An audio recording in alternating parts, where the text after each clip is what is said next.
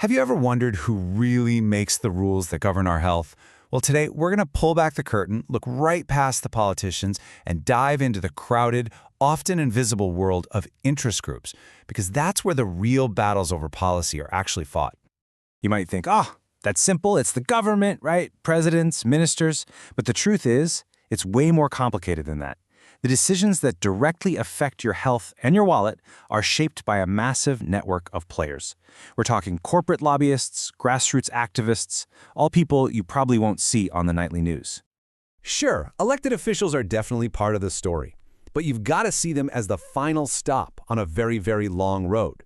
Because long before a bill even gets to a vote, a huge battle of ideas, influence, and money has already been raging, sometimes for months or even years.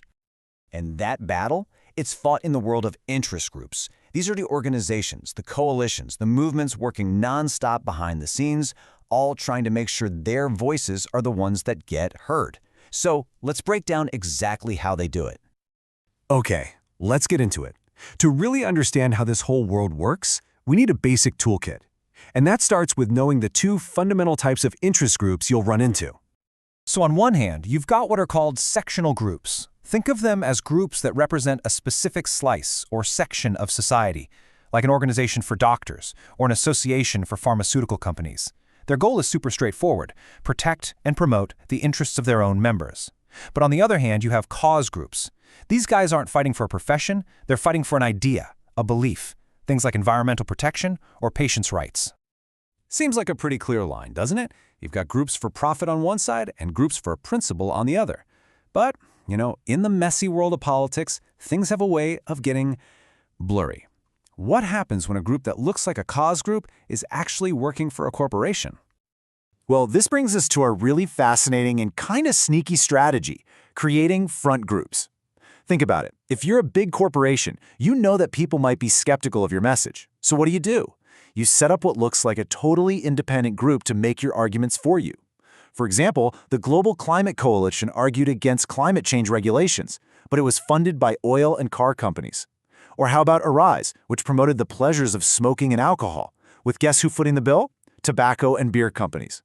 It's a clever way to make a corporate agenda sound like a grassroots movement.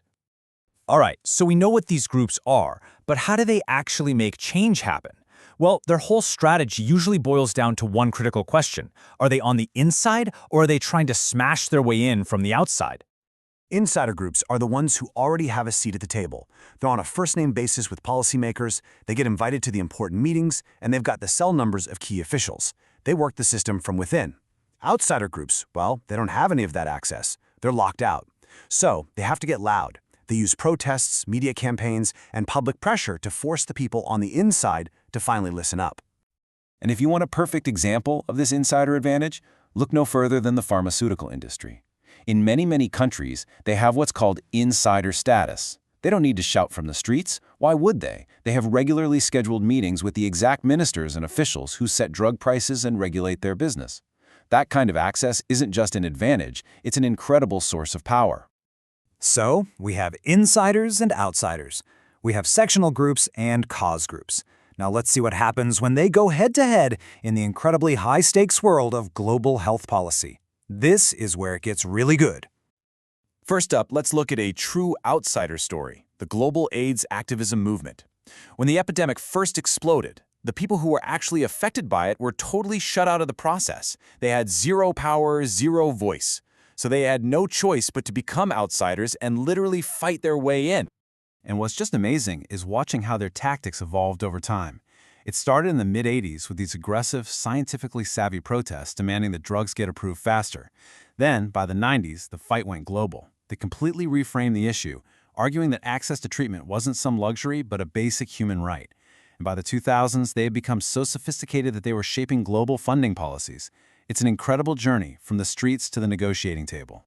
And their rallying cry really says it all: nothing for us without us. This was so powerful. It was a complete rejection of having policies made for them by experts in some faraway room. It was a demand for their rightful place in that room, helping make the decisions that affected their own lives.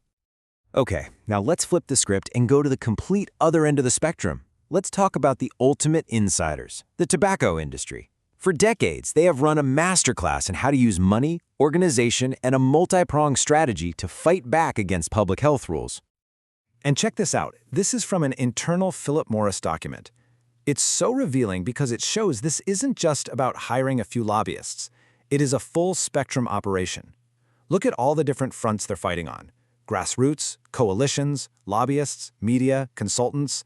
They have lobbyists for the direct meetings, consultants to cook up favorable reports, media campaigns to plant stories, and, get this, they even create their own fake grassroots movements and coalitions to make it seem like there's public support for their side.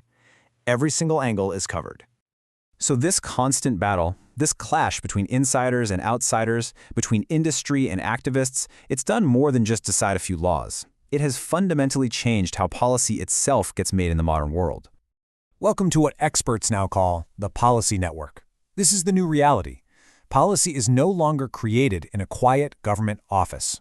Instead, it's hammered out in this messy, complex web of different organizations. You've got government agencies, corporations, nonprofits, and activist groups all tangled up, all bargaining and trading favors to shape the final outcome. And really, this is the single biggest takeaway. We've shifted from a simple idea of government, where the state is on top making the rules, to a much more complex world of governance. Governments are still a huge player, of course, but now they're just one powerful actor among many. Making policy today is just a constant process of negotiation. Which leaves us with a really big and really important question. Is this loud, crowded, messy world of interest groups a good thing? Is it a sign of a healthy democracy where lots of different voices get heard?